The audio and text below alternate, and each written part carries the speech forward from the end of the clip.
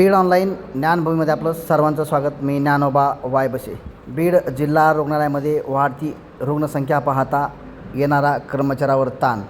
बीड जिल्हा रुग्णालयाची एकूण रुग्णसंख्या आहे 320, मात्र या ठिकाणी कर्मचाऱ्यांना 500पेक्षा जास्त रुग्णसेवा या ठिकाणी दिली जाते, जेणेकरून OPD असन, IPD असन प्रचंड प्रमाणामध्ये 600पेक्षा 700पेक्षा जास्त रुग्णसंख्या वाढत असल्याने या ठिकाणी उपाययोजना करणं गरजेचं आहे.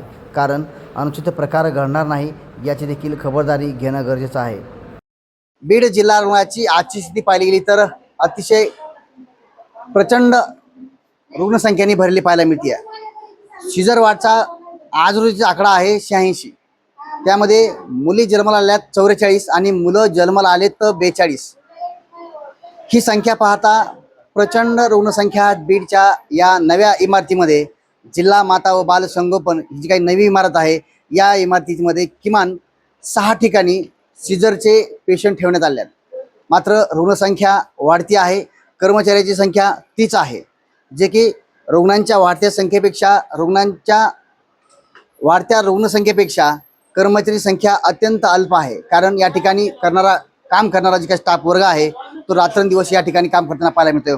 मी या सीझर वार्डमध्ये आहे. सध्या या ठिकाणी जे काही कर्मचारी आहेत ते रात्रंदिवस याच ठिकाणी अशाच पद्धतीमध्ये रात्रंदिवस काम करताना पाहायला मिळत आहेत, जेणेकरून राज्य सरकार असेल, आरोग्य विभाग असेल, जिल्हा शल्य चिकित्सक असतील आणि विशेषतः बीड जिल्ह्याचे जिल्हाधिकारी असतील, यांनी याकडे विशेष लक्ष देण्याची गरज आहे. कारण रुग्णसंख्या मोठ्या प्रमाणावर सध्याच्या स्थितीमध्ये आहे. येणाऱ्या अडचणी तेवढ्याच प्रमाणामध्ये वाढत आहेत. बीड जिल्ह्याच्या पालकमंत्री सुमित्राताई पवार यांनी देखील या ठिकाणी येत पाहणी केली होती. मात्र उपाययोजना करणं अत्यंत गरजेचं आहे, जेणेकरून अनुचित प्रकार घडणार नाही, एखादी विपरीत घटना घडणार नाही याची काळजी देखील आरोग्य विभागाची आहे, जिल्हा प्रशासनाची आहे, विशेषतः जिल्ह्याचे पालकमंत्री त्यांची आहे.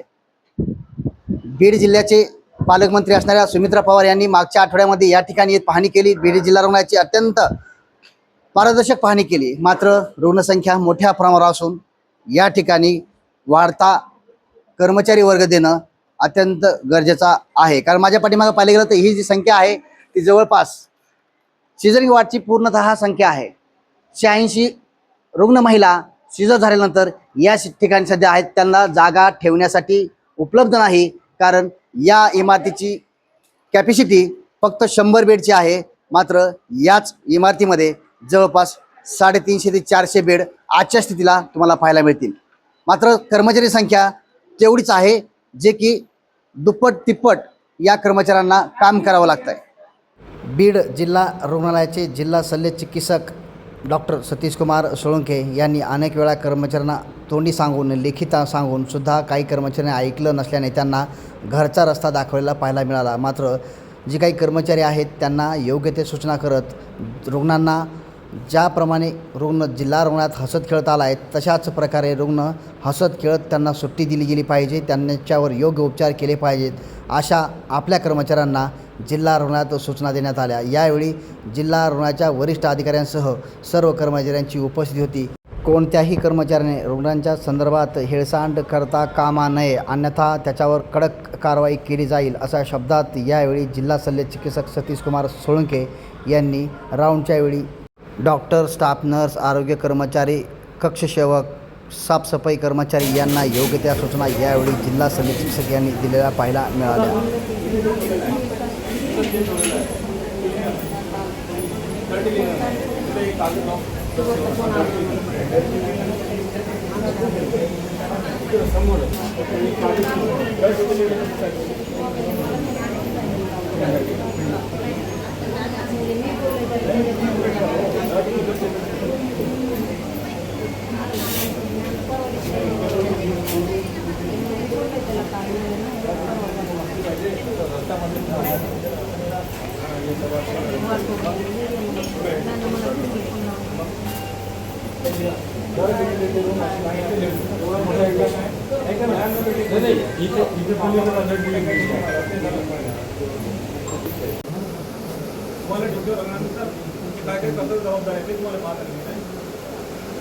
तुम्ही जेवण घरी गेल्यानंतर काय तुमच्या घरी येतो का, तुम्ही काय काय करताय, आता काय संबंध आहे?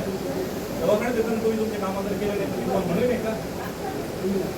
या माणसाला माझ्या डोळ्यात हा माणूस पाहिजे लोकांनी मी कमीत कमी रोजचे 10-15 दुकानातून बाहेर राखून गेला पुरा दवाखान्याचे काम झालं पाहिजे पुरे दुर्गाई यंत्रणा थांबत नाही सरकारी यंत्रणा कधीच थांबत नाही कोणा गैरसमजामध्ये नाव नाही आणि तुमच्या काय ताकद असतात की आम्हाला बाहेर काढलं सिव्हिल सर्जनने बदले करा मला राहायचं नाही असं तुमच्या लोकांनी मला पण राहायचं नाही स्पष्ट बोलतो नाही एकाला प्रश्न पडत नाही यांनी का खाली बसतो बाय